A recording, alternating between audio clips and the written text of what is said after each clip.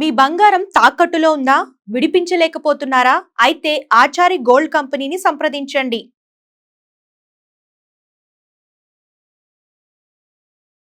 Recent గా అనుకోని విధంగా మాధురి బయటికి రావడం జరిగింది. బయటకు వచ్చి అడిగిన తర్వాత నేనే కావాలని వచ్చాను అంటే బిగ్ బాస్ ప్రమేయం ఏం లేదా? అనుకున్నప్పుడు రావచ్చు, అనుకున్నప్పుడు పోవచ్చా? అవును, శివాజీ గారితో అన్నది ఇంటర్వ్యూలో ఆమె. అంటే ఓడిపోయినప్పుడు ఇలాంటివి కామనే అండి. జనాలు ఓటింగ్ తక్కువ వచ్చింది, ఆమె వెళ్ళిపోయారు.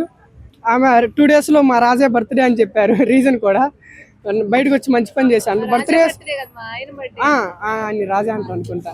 సరే, బర్త్డేస్ వస్తూనే ఉంటాయి ఎవ్రీ వీక్. విన్నింగ్ అనేది ఒకసారి ఉంటుంది, అది బిగ్ బాస్లో ఒకసారి ఛాన్స్ వస్తుంది. అది ప్రూవ్ చేసుకోలేకపోయారు. మేబీ ఆడియన్స్ ఓటు వేయలేదు కాబట్టి, ఆమె తక్కువ ఓటర్స్ వచ్చాయి కాబట్టి ఆమె ఎలిమినేట్ అయ్యారు. కానీ ఓడిపోయినప్పుడు సమాధానం కూడా ఇలాంటివి రాకుండా కొంచెం మంచిగా చెప్తే బాగుంటుంది. ప్రమేయం ఉంది, ఆడిషన్ ప్రమేయం ఉంది కాబట్టి బయటకు వచ్చింది. ఆమె అనుకుంటే రాలా, ఓట్లు తక్కువ వచ్చాయి కాబట్టి వెళ్ళిపోయింది ఆమె. తనుజ అండ్ మాధురి గారు మంచి ఫ్రెండ్స్, అమ్మ కూతురు లెక్క. కానీ ఎందుకు లాస్ట్ కి పవర్ ఎందుకు వాడలేదు ఆమెను ఉంచడం కోసం? ఒకటి, ఆమె అది గేమ్ పరంగా చూసుకుంది. ఏదన్నా ఆడియన్స్ ఓటు ద్వారానే ఉండాలి, లేదా మన గేమ్, మన హార్డ్ వర్క్, మన బిహేవియర్ పరంగానే బిగ్ బాస్ హౌస్లో ఉండాలి అని అనుకుని ఉంటుంది. రెండోది వచ్చేసి రాము గారు రిక్వెస్ట్ చేశారు, యూజ్ చేయకండి, సేవ్ చేయకండి అని. ఈ 2 కారణాలు అయ్యి ఉండొచ్చు. ఎందుకంటే వచ్చిన వాళ్ళ ఎలిమినేట్ అయిన వాళ్ళందరూ సేవ్ చేసుకుంటూ పోతే ఇంకా రిటర్న్ వస్తూ ఉంటారు. అట్లా చేయకూడదు, వెళ్ళిపోతారు, ఆడియన్స్ డిసైడ్ చేస్తారు.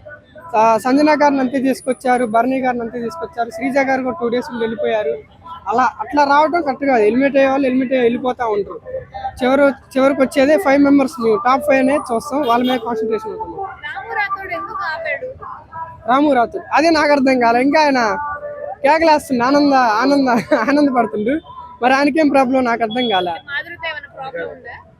పెద్ద గొడవలు కూడా ఏం కాల రాము గారికి ఆయనకి. మరి ఎందుకని ఆయన అలా చేశాడో అర్థం కాల నాకు కూడా.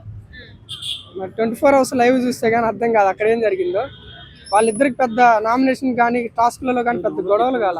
మరి రాము గారికి అంత ఎందుకని ఎగ్జైట్మెంట్, ఎందుకంత ఆనందపడ్డారో అర్థం కాల. ఇప్పుడు నామినేషన్స్ లో కూడా తనుజ అండ్ ఇమాన్యుయల్ చాలా ఫైర్ మీద నడుస్తున్నట్టుగా చూపించారు ప్రోమో కూడా.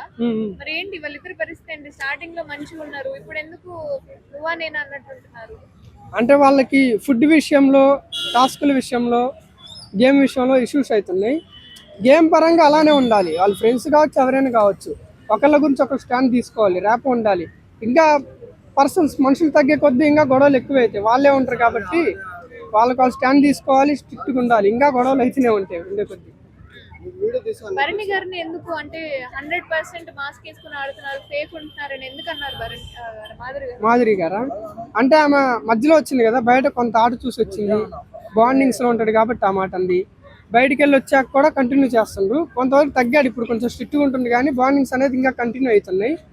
ఆమె చెప్పింది కరెక్టే, కానీ మరీ అంత 100% అయితే కాదు, మరీ అలా చెప్పకూడదు, కొంతవరకు ఉంది. ఆయన ఫేక్ అని చెప్పారు కానీ సేఫ్ గేమ్ అని చెప్పచ్చు. ఏ విషయంలో అంటే కొన్నిట్లలో స్టాండ్ తీసుకోరు. ఎగ్జాంపుల్ ఆయన వచ్చాక స్టేజ్ మీద డాన్స్ ఇవ్వాలి, అటు దివ్య గారు ఇటు తనుజ గారు ఎవరో ఒకరు సపోర్ట్ చేయొచ్చుగా. మధ్యలో స్ట్రక్ అయిపోయి ఉన్నారు. దివ్య గారు అంటేనే ఉండి ఏందన్నా అలా అయిపోయారు, ఇటన్నా అటన్నా వెళ్ళండి అని. అంటే ఇద్దరు క్లోజ్, ఎటో ఒకటి వెళ్ళాలి కదా. మరి అలా ఆగిపోతే సేఫ్ అనాలా, ఫేక్ అనాలా? ఎవరో ఒకరికి సపోర్ట్ చేయాలి కదా. అట్లా స్టాండ్ తీసుకోవట్లేదు. సేఫ్ అనుకోండి, ఏమన్నా అనుకోండి, ఫేక్ అని అయితే అన్ను. ఆయన ఓకే, ఆయన బాగా ఆడతాడు, ఆయన బ్రహ్మాండం. ఆయన కానీ ఇమాన్యుయల్ వీళ్ళిద్దరికి వేలు పెట్టి చూపే పని లేదు. వీళ్ళిద్దరు బాగా ఆడతారు, అన్నెసెసరీ గొడవలు పట్ట అట్లాగేం చేయరు. వీళ్ళిద్దరి వల్ల ఇంట్లో కొంచెం గొడవలు తగ్గుతాయి. అంటే కిచెన్ డిపార్ట్మెంట్ అప్పుడు గొడవ పడ్డప్పుడు సర్ది తిప్పడం, ఇమాన్యుయల్ కెప్టెన్ ఉన్నప్పుడు నలిగిపోయాడు. అలాగే సుమన్ శెట్టి గారు కూడా, ఆయన కూడా గొడవలు ఉన్నప్పుడు మధ్యలో ఇన్వాల్వ్ అయ్యి సర్ది చెప్పే ప్రయత్నం చేస్తాడు, పెంచడు. మిగతా వాళ్ళు ఉంటే అక్కడే చెప్తారు. మిగతా వాళ్ళు గొడవలు పెట్టే రకం, కానీ వాళ్ళు బెటర్. బిగ్ బాస్ తనుజాకి సపోర్ట్ చేస్తున్నాడంటే ఏమంటారు? బిగ్ బాస్ తనుజ గారికి ఏమండి అది తెలీదు. కాకపోతే ఆమె అన్నపూర్ణ ప్రొడక్ట్ కదా, ఆ మాత్రం ఉంటుంది, సపోర్ట్ ఉంటుందని అనుకుంటున్నా. అది కాక ఆమె స్ట్రాంగ్, బాగానే ఆడతారు. చాలాసార్లు ఎమోషనల్ అయ్యారు ఆమె. ఇప్పటికీ కొన్ని విషయాలు ఎమోషనల్ అవుతున్నారు. అది అవ్వకుండా ఉంటే బెటర్. ఎమోషనల్ అయితే చూసి ఎప్పుడో ఓటింగ్ తగ్గుతుంది. అది మైనస్. శ్రీనివాస్ గారి ఎంట్రీ కోసం ఏమన్నా ఎదురు చూస్తున్నారా? ఆయన పొలిటీషియన్ కదండి, అట్లా ఏమి ఎదురు చూడట్లే మేము. మాధురి కూడా వచ్చింది కదా. మాధురి గారు ఆమె ఇన్స్టా రీల్స్ చేస్తారు, ఆమె వేరు, ఆమె వీడియోస్ పరంగా ఉన్నారు. ఆయన only politician, full time politician ఆయన.